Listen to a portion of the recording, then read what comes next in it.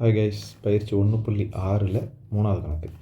A = 1,2, B = 1, 2, 3, 4, C = 5, 6 மற்றும் D = 5, 6, 7, 8 எனில் கீழே கொடுக்கப்பட்டவைகளில் எது சரியான கூற்று அப்படின்னு சொல்லி கேட்டிருக்காங்க.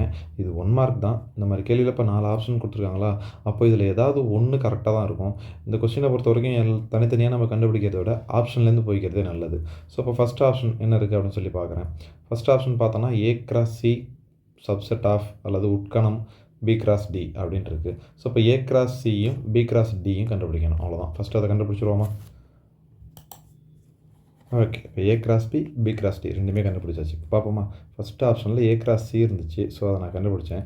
A×Cங்கிறதுக்கு A செட்டை முதல்ல எழுதுனேன், C செட்டை ரெண்டாவதாக எழுதுனேன். இப்போ 1,5 ஃபஸ்ட் எழுதிட்டேன்னா அடுத்து 1,6 அடுத்து எழுதிட்டேன். அடுத்தது 2,5 2,6 2,5 2,6 எழுதியாச்சு.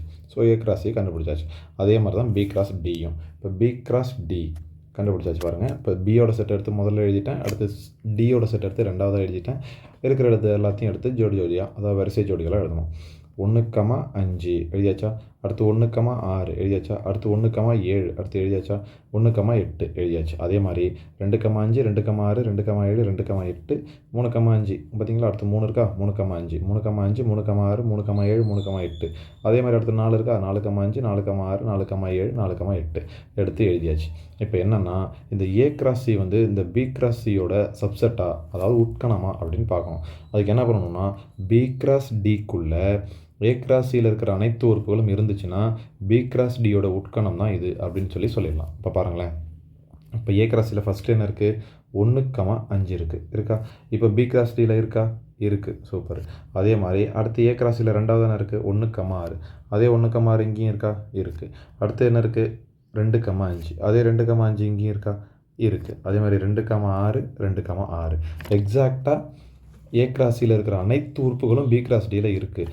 அப்போது இது என்ன சொல்லலாம்னா A×B சப்செட் ஆஃப் B×D. அதாவது ஃபஸ்ட்டு ஆப்ஷனே நமக்கு கரெக்டாக தான் இருக்குது.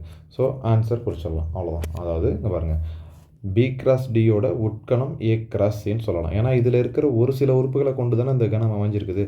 அப்போ இதோட உட்கணம் அது. அவ்வளோதான், வேறு ஒன்றும் இல்லை. ஸோ ஃபஸ்ட் ஆப்ஷன் தான் கரெக்டான ஆன்சர்.